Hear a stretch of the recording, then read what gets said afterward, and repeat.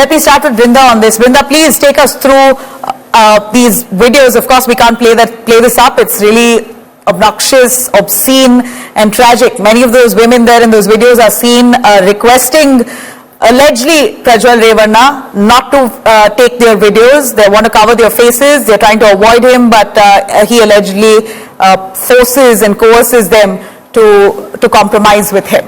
Now, many would say that it could be an act of consent, that those women willingly were warming up to him. What would you say, Brinda, on this? Okay, first and foremost, Nabila, what we need to understand is that Prajwal Revanna acted and acts from a position of power and control. And many of these people have been in vulnerable positions, vulnerable situations and circumstances, because of which he has taken advantage of that position. His advantage is the power that he gets from his family. So though I heard you speak saying that the party has said only talk about Revanna and not about the family, we need to understand that he derives that power and entitlement because of that family. Now that said, there is no way these women can shout back or fight back or say no, because they have been coerced. Absolutely. And have these videos not come out? Brinda, had these videos not come out? Of course, it's tragic that many of these women now, their identities have been exposed. So it's for them to firefight their own families at this point. But had these videos not come out, had these acts allegedly involving Prajwal Revanna not been exposed, then the women would continue to have been victims to this crime, and God knows how long, because we hear it's been going on since 2019, could have been much before that as well. Absolutely, and you're very right. And by law, this is rape. Where we can see in one of the videos, she's saying Beda. That once told no. There is no consent over here in any which way. Second, and he's heard, and if this is, Brinda, adding to that, if this is true. Working in the premises, working in this office, working in some kind of a situation which is known as a workspace, a workplace, then absolutely the sexual harassment at the workplace law comes into play. And 354 is something that you cannot deny. Harassment has happened. You cannot say that there was consensual at all. There is no way for them to retaliate. So just because they were not in a position to retaliate, it does not become that it is consensual. Nobody can say that. Right. And in the videos, and it's disgusting. If one has seen it or heard it, we hear, and if this is verified to be Prajwal Revanna, it's heard Prajwal Revanna convincing them, nothing's going to happen. Don't worry. I'm going to delete the footage. Listen to me. He's trying to coerce them. That's more or less what's heard in many of those videos. It's really sad. Those women right now, their faces, their identities have been exposed. Largely, those videos does not have Prajwal Revanna as much in it as the women itself. Bhavya Narasimhamurthy, who's also with us. See, he has escaped, both in the videos as well as in person. Brinda, stay with us. I'm going to quickly cut to Bhavya Narasimhamurthy of the Congress. Bhavya, you have heard of such allegations. In fact, I am from Bengaluru myself, and I know that these allegations have surfaced even in the past, though the videos did not come out. But there was an undercurrent that there could have been some videos, or there is some videos that people are talking about involving Prajwal Revanna and some obscene sexual acts. It's now blown out of proportion, but it was the Congress who was in an alliance with the JDS even in the past. Was there no insight that the Congress party had of such crimes involving Prajwal Revanna in the past? So, in the past, I'm assuming you are referring to this letter written by Deve Gowda, a BJP leader, to Mr. Narendra Modi, asking him not to form an alliance with the JDS because of this reason.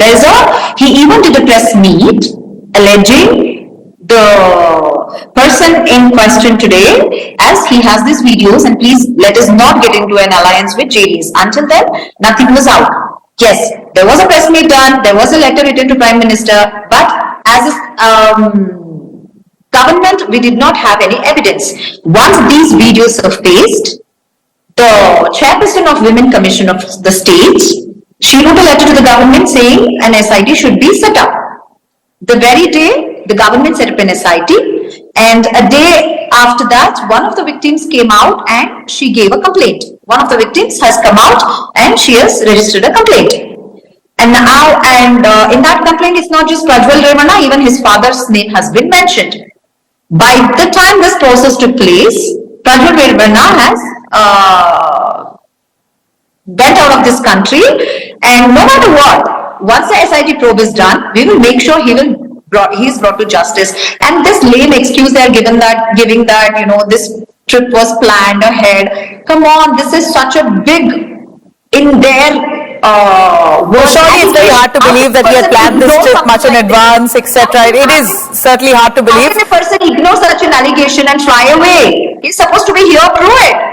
And these videos have allegedly surfaced a few days before polls. It's not, it's blown out of proportion now, but we hear that even before Hassan went into first phase of elections, that's on the 26th of April, these videos were already out and in circulation. So Prajwal Revanna knew very well that this had already come up, and it could have been very well that he has fled, quote unquote, from the country out of fear. Let me cut across to Vivek Reddy, who's also an advocate. He's part of the BJP too. Vivek, of course, the BJP can't take the blame for another person's individual private act. But what is shocking here is that there was a leader from the BJP itself who a year ago alerted the BJP senior leadership that this man could have a tainted image, and if these videos come out, then we could be in soup. That there would be big embarrassment to the BJP, and let's not get into an alliance, but it appears that the BJP senior leadership turned a blind eye. Well, Nabila, I think first of all, Deve Gowda was a person who had challenged Prajwal Revanna's election. Yeah. So there was inimical enmity between them, and he did not want an alliance for his own personal reasons. Well, the choice of Prajwal Revanna is left to JDS. The alliance can't be questioned because of the personal acts of Prajwal Revanna. I'm not here to justify or deny, because it is he who has to justify or deny. I'm not the person. I'm here as a I'm not here as a BJP spokesperson. No, of course, and this is an act where none of them can justify, and I totally agree with you. Nobody can justify something like this. Nobody can justify or this. Cushion, or so, a lot of questions have to be posed to Prajwal Revanna himself as to why he did this, what were the reasons, and whether, and as to how we can justify. There is no justification for this, if at all this has happened. But the larger alliance question is not dependent on this incident. The alliance is there in order to break the Congress hegemony, the Congress corruption, the Congress arrogance of power. So we have no option. We have to unite, and we have to unite for the larger purpose of India. India has to ensure, the whole of India has to ensure that Narendra Modi ji is brought back to power. So, one can't also deny the fact that this has brought embarrassment, and it's the second phase of elections for Karnataka on the 7th of May. That's typically we were also worried about you have northern parts of Karnataka going to elections. Do you believe this will have any electoral impact negatively for your alliance partnership? People are wise enough to understand that the personal acts of individual candidates are issues for which they have to bear the brunt. They have to bear the shock, or they have to bear the people's well, I get that. How are you going to firefight? Elections around the corner in North Karnataka. Well, this has nothing to do with the alliance and the larger the winning margins of the BJP, the larger advantage that BJP has in Karnataka over the Congress. Though the Congress is ruling, though it has issued a lot of doles, though it has issued guarantees, still the BJP is out there on the winning turf, largely ahead of the Congress. And there is no issue at all. This will not affect. Okay, so you're saying this is not going to have but what any we are concerned, I have just to add one word of caution, and that is, why is the Congress, at this point of time, the Congress has thrown about 10,000 pen drives on the roads of Hassan, one or 2 days before the elections. And this is widely reported in all the media. So this sees you can now assess the mischievous nature of the Congress propaganda. This is a Congress propaganda. Let me take a question from Vivek. Stay with us, Bhavya. Go on. Congress propaganda. No, I'm surprised at Vivek's statement here. They're saying, just the alliance should be kept out of this person, whatever the person in question. How can Mr. Modi declare and give out a clean sheet saying the videos are fake then? How dare he do that? On what basis, on what FSL report did Narendra Modi give a clean sheet saying these are fake videos then? That's my question. How dare he do that? This is a question of women of this country, the safety of the question of their safety, question of their dignity. And how can you justify something like this? And you allow him just to win more? So, Just to win your election, you stoop so low that you come out and one victim comes and registers a complaint. Mr. Narendra Modi doubts her credibility. how in the world did you get a dream? How did you become an investigating officer? How do you know that this is the correct video? Are you here to give certification? You are not the certifying authority, right? You are now acting as a certifying authority for those videos. First, let us see. Let it go for forensic examination. Even before the report is out, you cannot make such an allegation. Bhavya, please caution yourself. Spokesperson of a national party should speak. Just like your Prime Minister who is irresponsibly giving statements without any basis. I think the irresponsibility stands on your part. How dare he do that? Irresponsibility stands on your part. First of all, you assess Are you serious? whether these videos. How can you give a certification? Who are you? 130 crore population. If I can interrupt, Bhavya, forensic report hasn't yet come out. to give a The FSL certification? team are yet to probe into You the are nobody, matter. right? You are a spokesperson.